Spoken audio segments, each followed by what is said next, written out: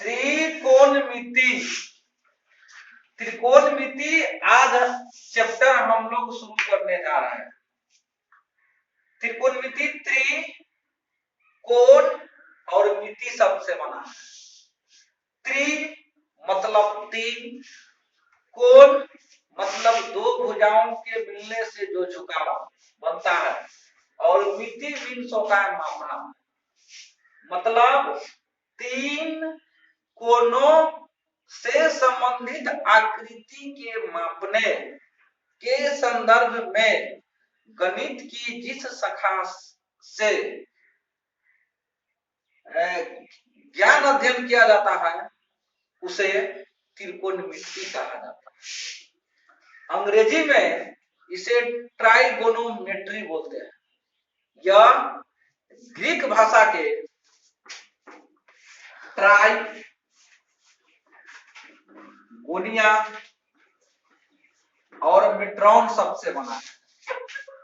Try गोनिया और मेट्रॉन शब्द से बना है। ट्राई ग्रीक भाषा में ट्राई मतलब मोनो, डाई, ट्राई, टेट्रा, पेंटा, हेक्सा, हेप्टा, इस तरीके से ग्रीक भाषा में गिनती किया जाता है। ट्राई मतलब तीन। गोनिया ग्रीक भाषा में गोनिया का मतलब होता है कोण।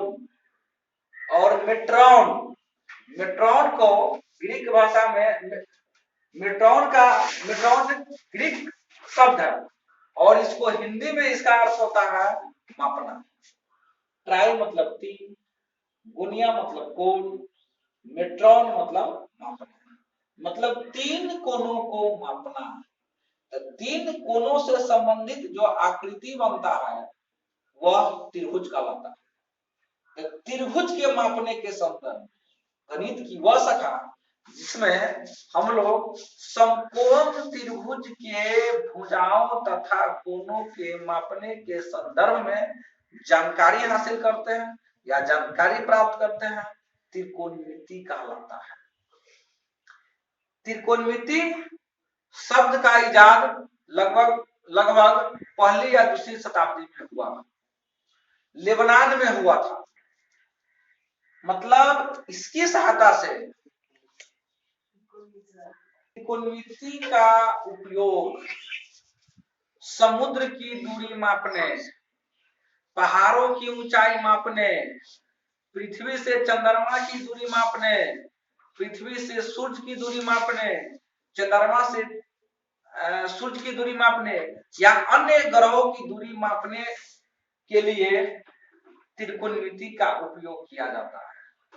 इसलिए मतलब दूरी मापने में त्रिकोणमिति का महत्व बढ़ जाता है। और इस त्रिकोणमिति के बारे में आज हम लोगों को जानना है।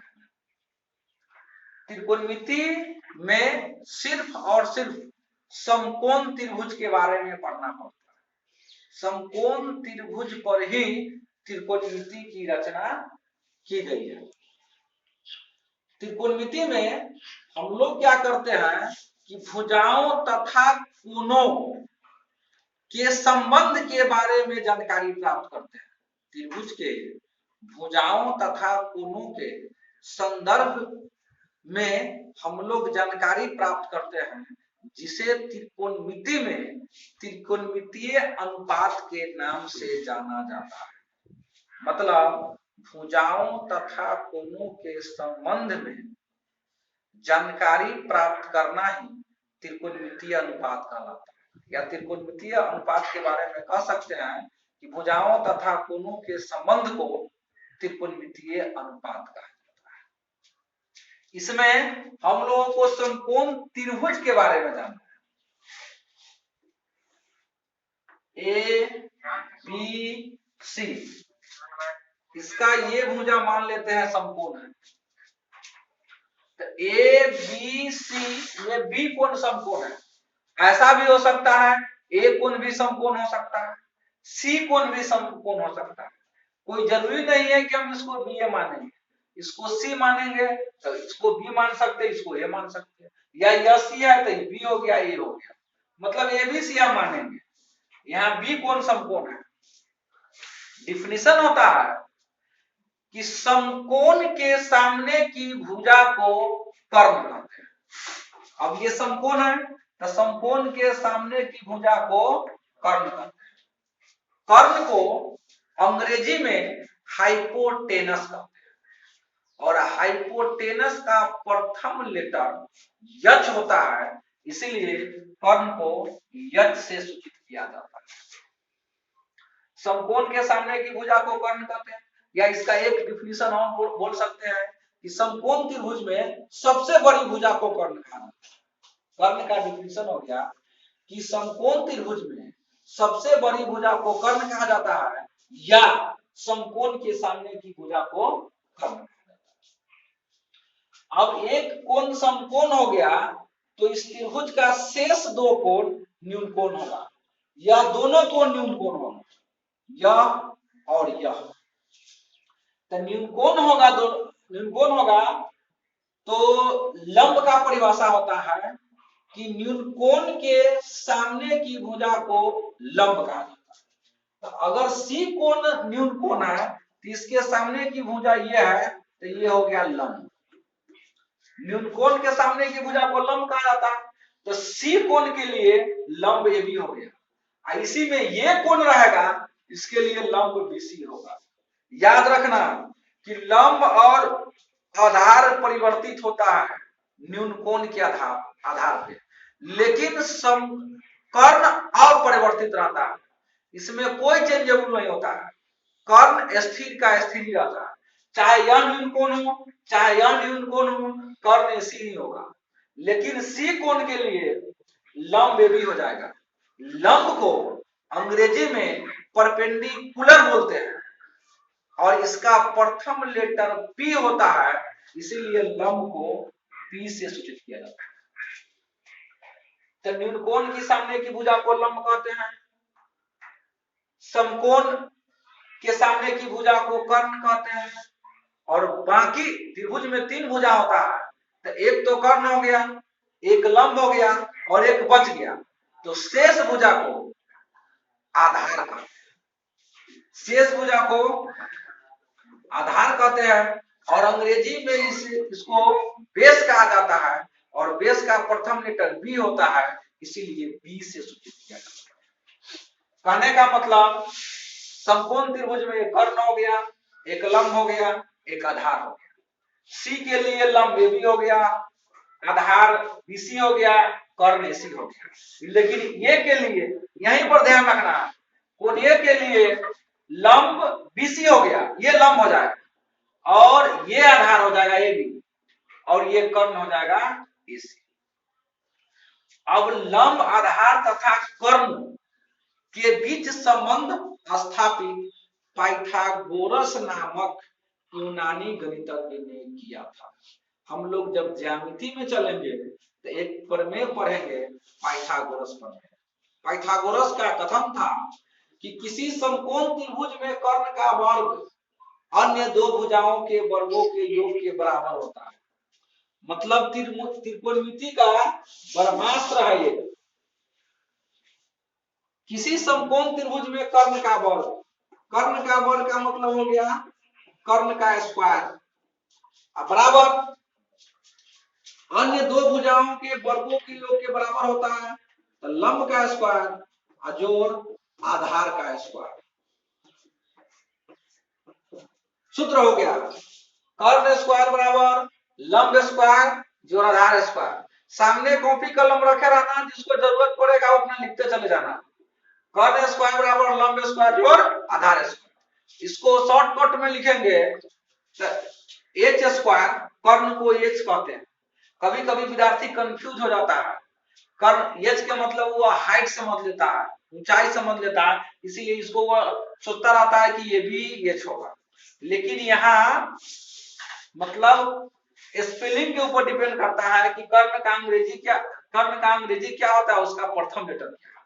तो कर्ण का मतलब हो गया एच, लंब मतलब पी स्क्वायर जोड़ बी स्क्वायर, एच स्क्वायर बराबर पी स्क्वायर जोड़ बी स्क्वायर हो गया। क्या कहेगा एच निकालने के लिए, तो एच बराबर रूट अंडर पी स्क्वायर जोड़ बी स्क्वायर। सूत्र हुआ, यदि लंब और आधार ज्ञात हो तो कर्ण निकालना होगा। तो कर्ण h बराबर हम लोग सूत्र लगा सकते हैं रूट अंडर पी स्क्वायर जोड़ पी स्क्वायर। कहने का मतलब अगर ये 3 है, अगर ये 4 है तो हम लोग क्या करेंगे, 3 का स्क्वायर करेंगे तो 3 तिहाई 9, 4 का स्क्वायर करेंगे तो 4 चौका 16, 16 9 25 और 25 का वर्गमूल हो गया 5। इसका मतलब कर्ण हो गया 5। इस तरीके से हम लोग कर्ण निकाल लेंगे। इसी में अगर कहीं p निकालना हो तो p बराबर होता है h square minus B square. इसी में अगर कहीं b निकालना हो तो p बराबर होता है h square minus B square. ये तीनों फार्मूला हो गया। इसको बनाएंगे तो इसका जरूरत पड़ेगा। अगर सामने कॉपी होगा तो इसको उतार भी सकता है। मतलब हम लोग ये जान गए कि कर्ण स्क्वायर बराबर लंब स्क्वायर जो आधार स्क्वायर, लंब स्क्वायर बराबर होता है कर्ण स्क्वायर माइनस आधार स्क्वायर, आधार बराबर होता है कर्ण स्क्वायर माइनस लंब स्क्वायर। इसमें किसी को दिक्कत नहीं होना चाहिए। इसमें त्रिभुज में 3 भुजा हो गया ए बी बी सी और ए सी। अब तीनों भुजाओं के बीच संबंध स्थापित करते हैं। भुजाओं के बीच संबंध स्थापित करना है, इसको हम लोग इस चैप्टर में त्रिकोणमिति में इसको त्रिकोणमितीय निष्पत्ति बोलते हैं। भुजाओं के बीच संबंध स्थापित को त्रिकोणमिति निष्पत्ति बोला जाता है। त्रिकोणमितीय निष्पत्ति, त्रिकोणमिति में 6 निष्पत्तियां हैं। 6 निष्पत्तियां हैं। एक है साइन। अब साइन के जगह पर हम theta alpha beta gamma phi psi delta कुछ रख सकते हैं। ए बी सी भी रख सकते हैं। तो हम यहाँ इसको कोण को थीटा मान के साइन थीटा रखते हैं।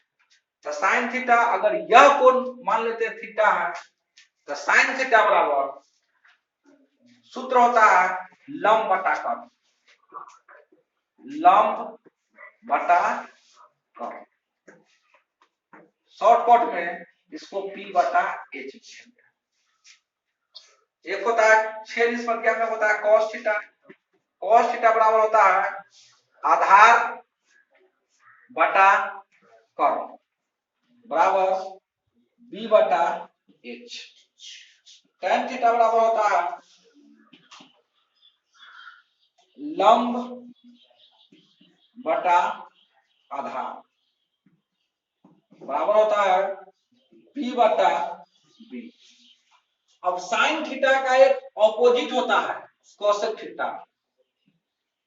साइन थीटा का ऑपोजिट है, उल्टा है। तो साइन थीटा बराबर लंब बटा कर्ण होता है, तो कोसेक थीटा बराबर कर्ण बटा लंब, मतलब h बटा p। cos थीटा का उल्टा, इसका उल्टा सेक थीटा होता है, सेक या सी। सेक थीटा बराबर होता है कर्ण बटा आधार, कर्ण बटा आधार बराबर h बटा b। अब एक होता है cot थीटा। cot थीटा बराबर होता है आधार बटा लंब बराबर b बटा p। ये हो गया त्रिकोणमिति निष्पत्तियां। तरीका यह है, इसमें याद रखना पड़ेगा लाल, यल ए यल लाल। देहात में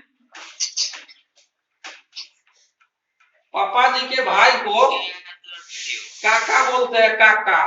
काका समझता है ना। और काका को लोग देहात में का न करके का कहता, काका। तो ये याद रखेंगे काका, काका ना काका, मतलब लाल बटा काका। अब लाल बटा काका को क्या करेंगे, ऐसे घेर देंगे अक्षर बाय अक्षर। ऊपर वाला साइन, साइन थीटा चाहे साइन ए, cos थीटा tan थीटा, लाइने से ऊपर साइन cos tan। अब इसका उल्टा होता है कॉसेक, इसका होता है सेक और इसका होता है कॉट। तो करना क्या है, यल का मतलब यल लंब, ए के मतलब आधार और के मतलब कर्ण। हिंदी में यल के मतलब लंब, के मतलब कर्ण, ए के मतलब साइन थीटा है। तो साइन थीटा का हो गया, साइन थीटा बराबर यल बटा के, मतलब लंब बटा कर्ण। यल बटा के का मतलब यल से लंब, के से कर्ण। कॉस थीटा, मन में इस बात को रखेंगे, लाल तो यल साइन थीटा, ए तो कॉस थीटा, तो ए बटा के मतलब आधार बटा कर्ण। फिर tan थीटा यल बटा ए मतलब लंब बटा आधार। फिर कोसेक थीटा, तो कोसेक थीटा बराबर के बटा यल मतलब कर्ण बटा लंब। फिर सेक थीटा तो के बटा ए मतलब कर्ण बटा आधार। और फिर कॉट थीटा तो ए बटा यल मतलब आधार बटा लंब। इस तरीके से अगर माथा में इस बात को रखे लाल बटा का तो इसको आसानी से याद रखा जा सकता है।